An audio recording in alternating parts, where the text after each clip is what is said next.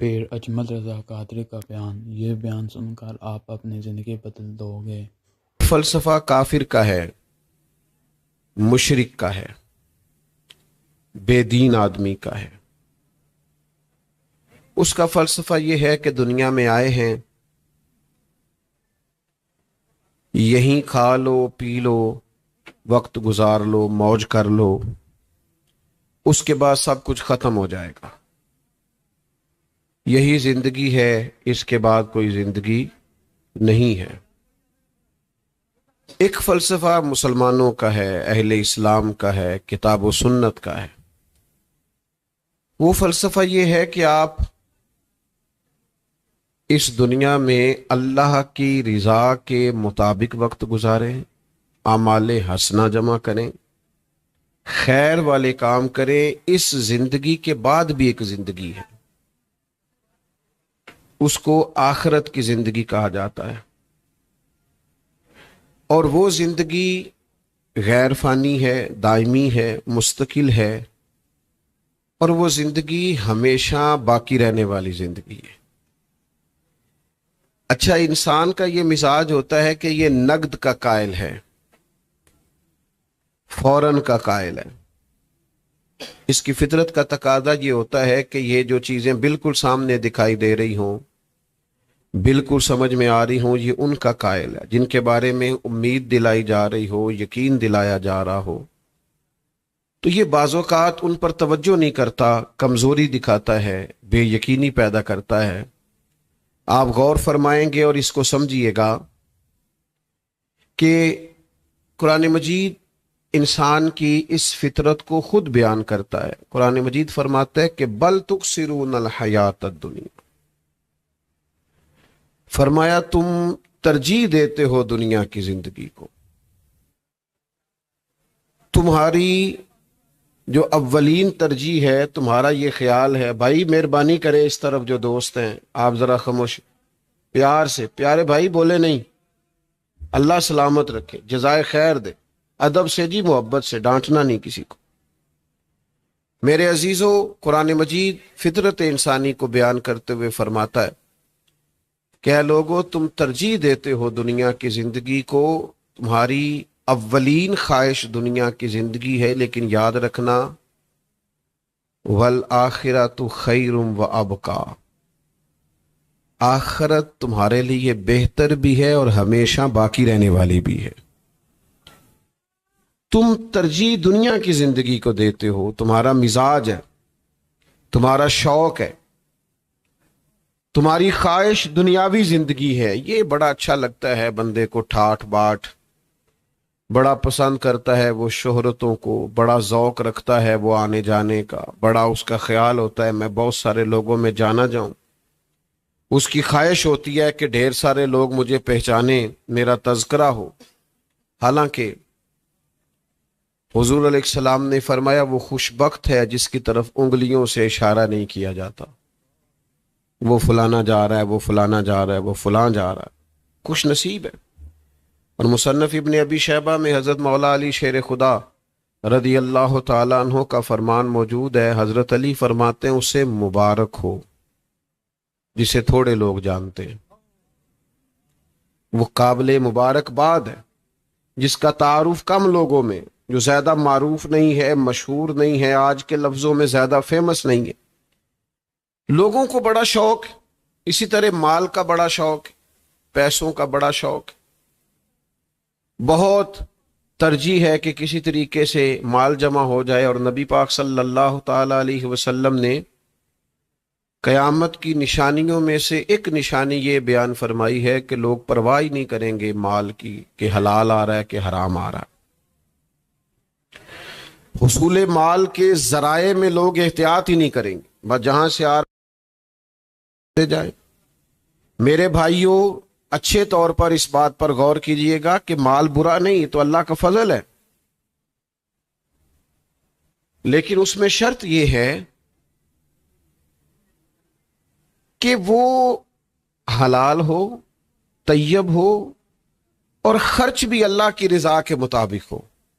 یعنی صرف کمایا ہی اللہ کی رضا کے مطابق نہ گیا ہو، بس اس کا جو بعد میں خرچ ہے وہ بھی محض رضا الہی کے لیے ہو۔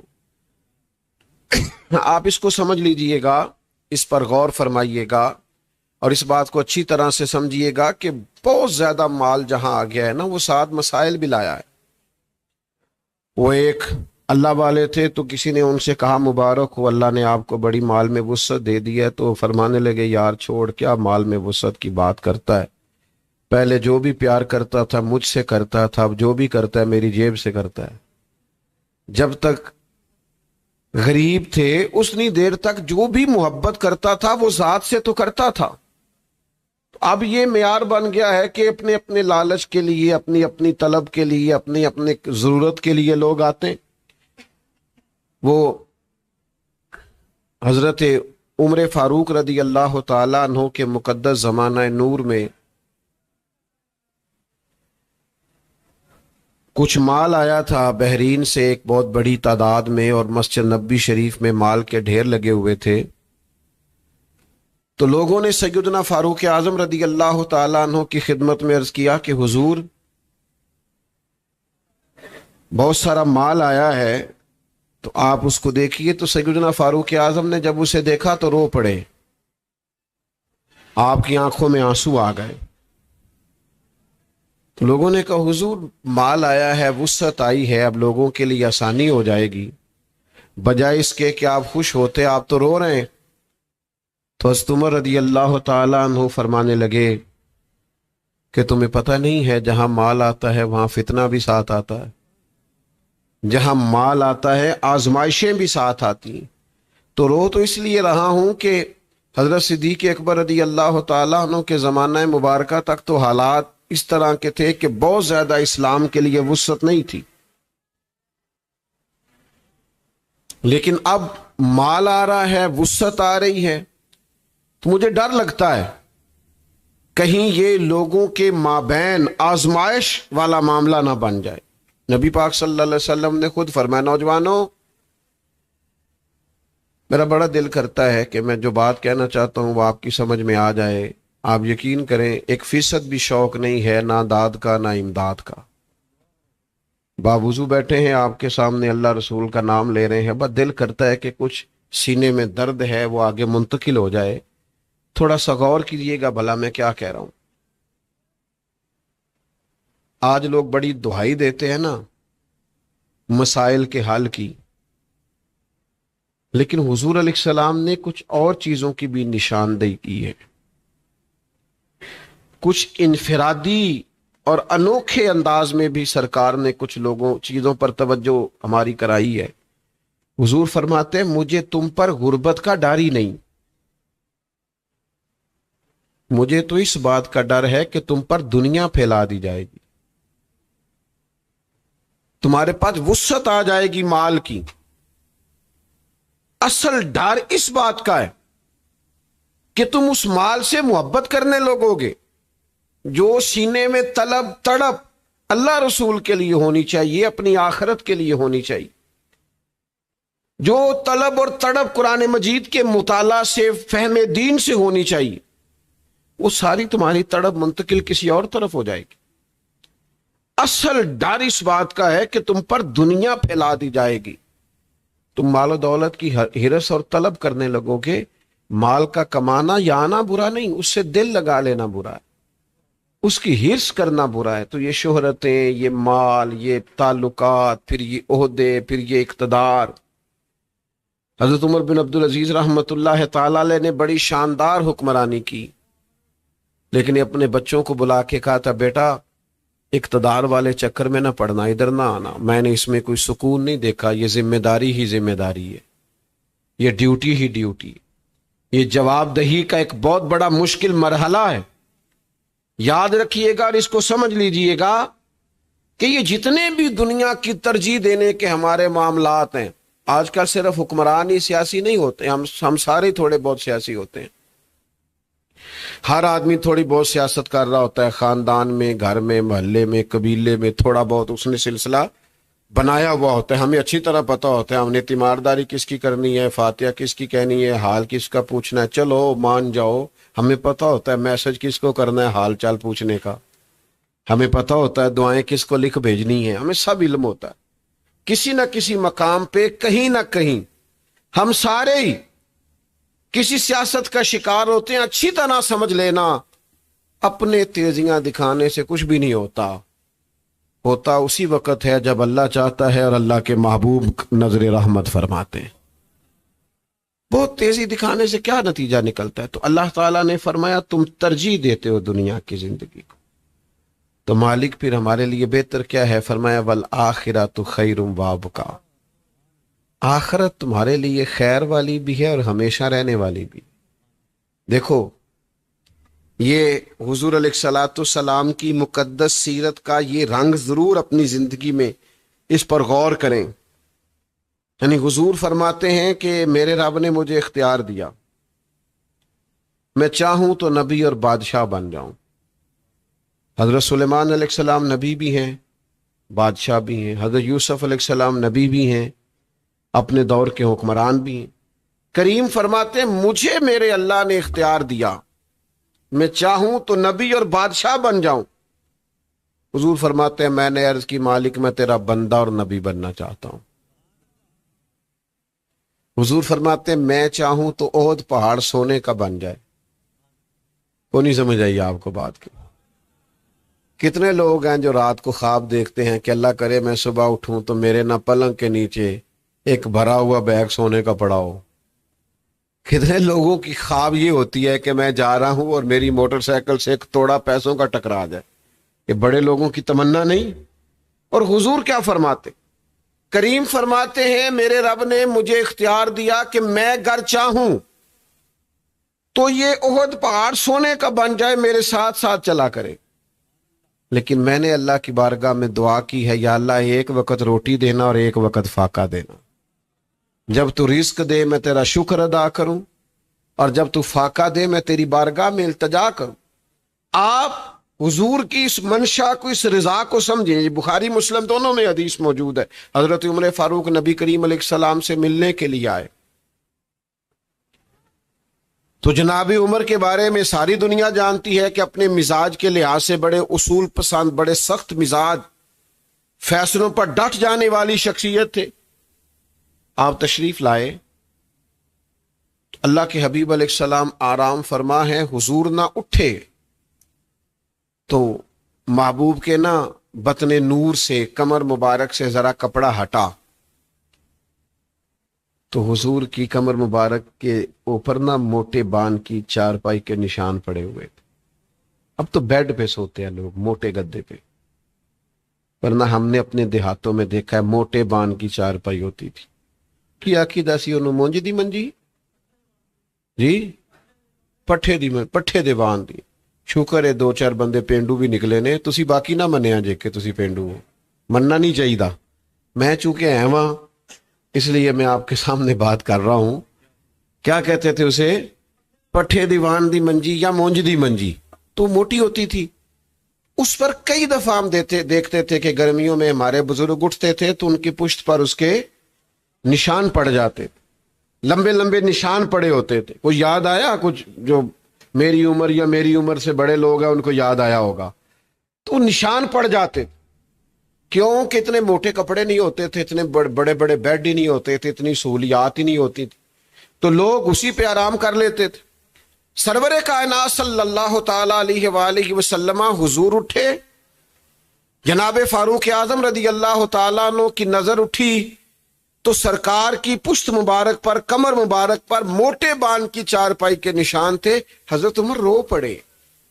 یہ بخاری مسلم میں رو پڑے اور اپنے درد کا اظہار ان لفظوں کے ساتھ کیا، عرض کرنے لگے یا رسول اللہ صلی اللہ تعالی علیہ وسلم حضور کیسے اللہ یستہزئ بہم ویمدھم فی طغیانہم. محلات میں رہیں. آپ اللہ کے محبوب ہیں. آج بہت سارے مسلمان کہتے نہیں کہ دیکھو جی فلاں کافر کہاں پہنچ گئے، فلاں کہاں پہنچ گیا. قرآن و سنت نے اس مضمون کا جواب دیا ہے. حضرت عمر نے عرض کی یا رسول اللہ صلی اللہ تعالی علیہ وسلم اللہ کے دشمن اتنا آرام دہ زندگی گزارے اور آپ محبوب الہی ہیں، محبوب مطلق ہیں. حضور آپ یہ تکلیف، چارپائی کے نشان، تو نبی پاک علیہ السلام نے نا سوچ ہی بدل دی، یعنی زاویہ نگاہ ہی دوسرا دے دیا۔ ایک سوچ یہ ہے کہ حضور ہم تو فرما بردار ہیں رب کے، تو ہمارے لیے نعمتیں زیادہ ہونی چاہیے، تو حضور نے اس سوچ کو ہی بدل دیا۔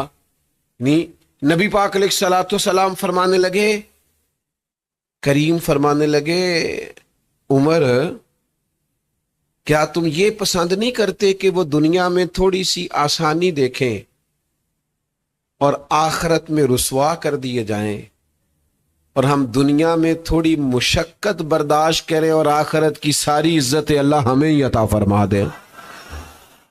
والآخرۃ خیر وابقیٰ، آخرت کی زندگی بہتر ہے، ترجیح آخرت کو دینی چاہیے، اپنی آخرت کے بارے میں سنجیدہ ہونا چاہیے، توجہ کرنی چاہیے، غور کرنا چاہیے۔ مجھ سے کوئی ناراض نہ ہو جائے تو میری طرح کے بہت سارے لوگ ہیں جن کا لباس تو دینی ہے، وضاقتہ تو دینی ہے، لیکن ترجیح ان کی بھی آخرت الا ماشاءاللہ نہیں ہے۔ میں سب کی بات نہیں کرتا، جب محفلوں میں، جب جبوں کبوں میں، جب آنے جانے میں تلاوتوں کے، نعتوں کے، تقریروں کے سودے ہونے لگ جائیں تو مجھے بتلاؤ وہاں ترجیح آخرت ہے؟ وہاں شوق آخرت ہے؟ وہاں ارادہ آخرت ہے؟ ترجیح آخرت کو دی جائے، آخرت، اپنی آخرت ٹھیک کرنے کی طرف توجہ کی جائے۔ یاد رکھیے گا، یہ سوچ ہمیں حضور نے دی ہے کہ تم یہ دیکھو کہ تم نے اپنی آخرت کے لیے، اور پھر یہ سوچنا پورے طور پر صحابہ کے دلوں کے اندر محو ہو گئی تھی، پیوست ہو گئی تھی، ذہنوں میں نقش ہو گئی کہ ہمیں اپنی آخرت۔ میں اکثر سوچتا ہوں حضرت عمر نے گھر کیوں نہیں بنایا؟ امام حسن اور حسین نے لمبے چوڑے محلات کیوں نہیں بنائے؟ ایسا تو نہیں تھا کہ ان کے پاس مال نہیں آیا۔ 50,000 دینار بدری صحابہ کو ملتے تھے، انہیں بھی ملتے تھے، لیکن وہ مسجد سے نکلتے گھر جانے سے پہلے پہلے سارے بانٹ دیتے۔ نہیں سمجھ آئی آپ کو بات کی؟ یعنی ایک ہوتا ہے دولت آئی نہیں آئی، دل میں نہیں سمائی، آئی پر انہوں نے سینے سے نہیں لگائی۔ آئی دولت، قریب آئی، ایک بار نہیں کئی بار آئی۔ 50,000 دینار آنے، بانٹ دیے سارے۔ کیوں نہیں بنایا گھر؟ بنا سکتے تھے، دنیا سے جا رہے تھے، 80 دینار کا قرضہ تھا، اور امیر المومنین ہے، 24 لاکھ مربع میل کے حکمران ہے۔ یہاں تو جو ایم این اے کی سیٹ پہ الیکشن میں فاتح بنتا ہے، اس کا ایک گھر اپنے علاقے میں ہوتا ہے، ایک لاہور میں ہوتا ہے، ایک اسلام آباد میں ہوتا ہے۔ وہ کہتے ہیں وہاں جانا پڑتا ہے اجلاس اٹینڈ کرنے کے لیے، تو اپنی پرسنل رہائش بھی ہونی چاہیے، اور کئیوں کی تو کئی شہروں میں ہے۔ وہاں رہتا کون ہے؟ چوکیدار۔ وہاں وقت کون گزارتے ہیں؟ چوکیدار، نوکر، ملازمین۔ جناب فاروق اعظم نے گھر کیوں نہیں بنایا؟ 24 لاکھ مربع میل کے حکمران تھے۔ اس کی وجہ تھی کہ حضور نے معراج سے واپس آ کے فرمایا، عمر میں جنت میں تیرا گھر دیکھ آیا ہوں۔ حضور فرمانے لگے، دروازے پہ حور بھی بیٹھی تھی، پہلے میں نے چاہا اندر سے دیکھوں، پھر مجھے خیال آیا کہ جناب عمر فاروق بڑے اصول پسند اور جلال کے آدمی ہیں۔ شارحین حدیث کہتے ہیں گویا اس کا مطلب یہ بنتا ہے کہ خود ہی تو حضور نے قانون بنایا ہے کہ جس کے گھر جاؤ اجازت لے کے جاؤ، تو لہٰذا محبوب نہیں گئے۔ حسنین کریمین نے گھر کیوں نہیں بنائے؟ مال غنیمت میں سے حصہ آتا، ان کے لیے بڑی وسعتیں سی، ڈھیر سارے ان کے پاس وسائل آتے، کیوں نہیں بنایا؟ وہ کیوں دنیا میں بڑے بڑے محلات بنائے جنہیں نبی پاک نے جنتی جوانوں کا سردار فرما دیا، جو جنت میں بسنے والوں کے سردار ہوں؟ توجہ ہی نہیں کی۔ ہمارا یہ مسئلہ ہے کہ 2-4 چیزوں سے باہر ہی نہیں آتے۔ میں نے زندگی میں ایسے ایسے نوجوان دیکھے جو بڑے ہی باصلاحیت ہیں، بڑا کچھ کر سکتے ہیں، صرف اپنا خاندان نہیں، اپنا علاقہ، اپنا ضلع، بڑا کچھ سنبھال سکتے ہیں، لیکن وہ بیچارے اس چکر سے باہر ہی نہیں آتے کہ میں نے پیسہ کمانا ہے، میں نے کسی طریقے سے مال جمع کرنا ہے۔ بڑے بڑے وسیع المشرب لوگ ہونے چاہیے تھے، لیکن یہاں عجیب سطحی سی سوچ ہے۔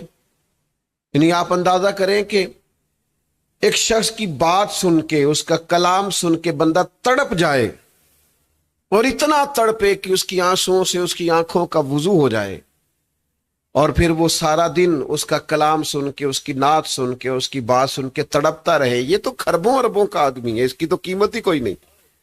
لیکن وہ جب کہتا ہے نا میں نے 50,000 لینا ہے، تو خیال آتا ہے کہ یار تو دیکھ تو صحیح، تو بات کس کی کر رہا ہے؟ تو اپنا منصب تو سمجھیے، تو نے کیا کیا ہے، کہاں رک گیا تو؟ تیرا یہ سٹیٹس نہیں بھائی، یہ تیرا معیار نہیں۔ بڑی بات، بڑی سوچ، آخرت کے لیے عمل کرنا، وسعت قلبی، وسیع المشرب ہونا، وسیع الظرف ہونا۔ نوجوانوں نکل آؤ سطحی سوچوں سے باہر۔ اقبال فرماتے ہیں بازو تیرا توحید کی قوت سے قوی ہے، اسلام تیرا دیش ہے۔ اتنی بڑی تیرے لیے سلطنت ہے کہ اسلام تیرا دیش ہے، بازو تیرا توحید کی قوت سے قوی ہے، اسلام تیرا دیش ہے، تو مصطفوی ہے۔ جو مصطفوی ہیں ان کے لیے تو پورا اسلام ان کا دیش ہے۔ تو میرے عزیز، ترجیح آخرت کو، مزاج آخرت کی نیکی کا، کچھ نہ کچھ آخرت کے گلے میں نیکیاں ضرور ڈالو، کچھ نہ کچھ اپنی آخرت کے لیے جمع ضرور کرو۔ ہم سارا وقت بیت گیا ہمارا دنیا اکٹھی کرتے، لوگوں کو راضی کرتے، سچ بچانا لوگ راضی ہوئے؟ آپ 99 دفعہ کسی کے ساتھ نیکی کریں، ایک دفعہ معذرت کر کے تو دیکھیں۔ 99 دفعہ آپ نے نیکی کی ہے، 99 دفعہ۔ میں آپ کو اپنی بات بتاتا ہوں، اب تو میں یہ کچھ مسائل ہیں، جو مسائل آپ دیکھ رہے ہیں، ان مسائل کی وجہ سے بھی بعض جگہ نہیں جاتا۔ دوستوں کو دقت ہوتی ہے، مجھے تو دوست بچا کے لے جاتے ہیں، لیکن بزرگوں کو دھکے لگتے ہیں، کوئی نیچے گر جاتا ہے، کچھ پریشانی ہوتی ہے لوگوں کو، تو کئی دفعہ دل اس لیے بھی پریشان ہوتا ہے کہ یار تیری وجہ سے کتنے لوگ آزمائش میں آتے ہیں، لہذا تو ہی باز آ جا۔ تو کچھ جگہوں سے اس لیے بھی احتیاط کرتے ہیں۔ لیکن کچھ ایسی جگہ بھی ہیں جہاں 11 دفعہ ٹائم دیا اور 12ویں دفعہ معذرت کی، تو نہ کیا ہوں تسی بڑے بندے ہو گئے، نہیں 11 دفعہ گئے ہیں۔ تو پھر ذہن میں خیال آتا ہے کہ بندے نہیں راضی ہوتے، بہتر یہ ہے کہ رب رسول کو راضی کیا جائے، اللہ رسول کی رضا کو ترجیح دی جائے۔ آپ کیسے راضی کر سکتے؟ کہتے ہیں ہاں ہمیں پتا تھا، آپ پہلے آتے تھے، اب تو ماحول اور ہو گیا۔ تو میرے عزیز، اپنی زندگی میں ترجیح آخرت کو بنائیں، اپنی آخرت کے لیے چیزوں کو ذخیرہ کریں۔ اپنے نام کہاں گئے وہ لوگ جو کسی کی بیٹی کی شادی کراتے تھے، لیکن جس کی بیٹی کی شادی کرا رہے تھے اسے بھی نہیں پتا ہوتا تھا کہ میری بیٹی کی شادی کا خرچہ کس نے دیا ہے۔ میں کسی کی نیت پر شک نہیں کرتا، پر اجتماعی شادیاں سنی ہوئی نا آپ نے، 50 اجتماعی شادیاں، فلانا بھی اس میں مہمان خصوصی ہے، فلانا بھی، یعنی دولہا بیچارہ آج بھی مہمان خصوصی نہیں، اس کو کونے میں بٹھایا ہوا ہے، انٹرویو کسی اور کا چل رہا ہے، تصویریں کسی اور کی۔ آپ نے اللہ کی رضا کے لیے شادی کرانی ہے تو آپ ان کو دے دیں، جو دینا ہے وہ کر لیں گے خود سے۔ یہ کسی کے بیٹے کی تصویریں چڑھانا اور کہنا یہ وہ مسکین ہے جن کی شادیاں ہم کرا رہے ہیں، آپ اپنی بچی کو، اپنے بچے کو یوں بٹھائیں گے کہ یہ شادیاں ہیں جو زکوٰۃ فنڈ سے ہو رہی ہیں؟ خدا را آپ کریں، میں نے کہا پھر بھی میں نیت پر شک نہیں کرتا، لیکن آپ اپنی آخرت کے لیے کام کریں، آپ وہ کام کریں جس سے کہ آخرت کا کچھ نفع ہو۔ بس ساری کل مول زندگی تصویریں نہیں ہیں، اور بھی غم ہے زمانے میں محبت کے سوا، اور بھی بڑے کام کرنے والے۔ ترجیح جب آخرت ہوتی ہے نا، یہ بخاری مسلم میں حدیث موجود ہے، حضرت ابو ہریرہ رضی اللہ تعالیٰ عنہ حدیث کے راوی ہے، فرماتے ہیں خاتون حضور کی عالی مرتبت بارگاہ میں حاضر ہوئی اور عرض کرنے لگیں کہ یا رسول اللہ صلی اللہ تعالیٰ علیہ وسلم، مجھے مرگی کا مرض ہے، حضور میرے لیے دعا کر دیں۔ تو کریم کی بارگاہ ایسی تھی کہ حضور سب کے لیے دعائیں فرماتے۔ حضرت عبداللہ ابن عتیق کی پنڈلی ٹوٹ گئی تو محبوب نے لعاب دہن لگایا، اللہ نے شفا عطا کر دی۔ حضرت مولا علی کی آنکھیں خیبر والے دن تکلیف تھی تو محبوب نے لعاب دہن لگایا، اللہ نے شفا عطا کر دی۔ حضور شفائیں اللہ کے کرم سے، محبوب دعا کرتے، لعاب دہن لگاتے، اللہ شفا دے دیتا۔ تو اس خاتون نے بھی عرض کیا حضور میں مریضہ ہوں میرے لیے دعا کریں. تو اللہ کے حبیب نے نا ایک انوکھی بات کی. آج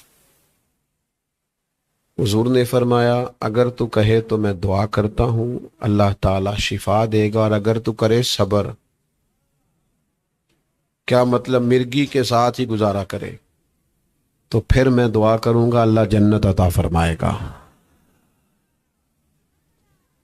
ان لوگوں کی ترجیح شفا بھی نہیں, ترجیح آخرت ہے. اس خاتون نے ذرا ٹائم نہیں لیا سوچنے کے لیے, فوراً عرض کرنے لگی حضور کرم ہو جائے گا, آپ دعا کریں اللہ جنت ہی عطا کرے. اس کا مطلب کیا ہے؟ وہ خاتون عرض کر رہی ہیں حضور میں مرگی کے ساتھ گزارا کر لوں گی پر میری آخرت ٹھیک ہونی چاہیے. ترجیح آخرت ہے, آخرت کے معاملات کی بہتری کی بڑی ضرورت ہے. حضور مہربانی فرمائے کریں دعا. محبوب نے دعا کر دی اللہ جنت عطا فرما. اس نے عرض کی حضور میں چونکہ عورت ہوں, حیا کا غلبہ ہے, جب مرگی ہوتی ہے تو میرے وجود سے کپڑا ہٹ جاتا ہے, دعا کرے میرا ستر قائم رہے. محبوب نے دعا کر دی. اس کے گھر والے بتاتے ہیں جتنی بھی مرگی ہوتی تھی کپڑا جسم سے جڑا رہتا, دیر تک وہ بوڑھی اماں حیات رہیں, دیر تک. کوئی باہر سے آتا تو صحابہ فرماتے جنتی کی زیارت کرنی ہے, اس بوڑھی اماں کی زیارت کریں, اسے محبوب نے دنیا میں جنت کی بشارت عطا فرمائی. آخرت کو ترجیح بنائیں. میں آپ کو ذمہ داری سے کہتا ہوں, آپ کو پتہ ہے پیر کامل کون ہوتا ہے, کامل استاد کون ہوتا ہے, کامیاب باپ کون ہوتا ہے؟ جس کے پاس بیٹھیں تو آپ کا دل آخرت کی طرف مائل ہو. لیکن اگر بندہ پیر صاحب کی گاڑی دیکھے اور کھو ہی جائے, یہ تو نیا ماڈل ہے, ابھی تو آنے میں 4 مہینے باقی ہیں, اور جناب یہ تو وہاں تو ہم گئے تھے تو ہم سے پوچھ رہے تھے کہ آپ کے علاقے میں زمین کا کیا ریٹ ہے. تو بھئی یہ دنیا داری تو ہم کئی جگہوں پہ دیکھ آئے ہیں. آپ کے پاس تو اللہ اللہ سیکھنے آئے. اور ولی کی علامت بھی حضور نے یہ بیان کی ہے کہ جسے دیکھو تو رب یاد آئے. اسے دیکھ کر تمہیں دنیا داری کا غلبہ نظر نہ آئے, تمہیں اللہ یاد آئے, اللہ یاد آئے. تو شیخ کے پاس جانا ہے یا ایک بہترین استاذ کے پاس بیٹھنا ہے یا کامیاب والد کے پاس بیٹھنا ہے تو دلیل یہ ہے کہ ان کے پاس بیٹھیں تو آخرت کی فکر پیدا ہو, مصلے سے دلچسپی پیدا ہو, دعاؤں کا ذوق لگے, حلال حرام کی تمیز آئے, محنت کا جذبہ پیدا ہو, آگے بڑھنے کا شوق, طبیعت میں دامنگیر ہو. اپنی آخرت کی ترجیح کے لیے کوشش کریں. آخرت کے لیے کیا کیا جائے تو آخرت بہتر ہوتی ہے. اللہ تعالیٰ نے نا خیر اور شر انسان کی فطرت میں رکھ دی.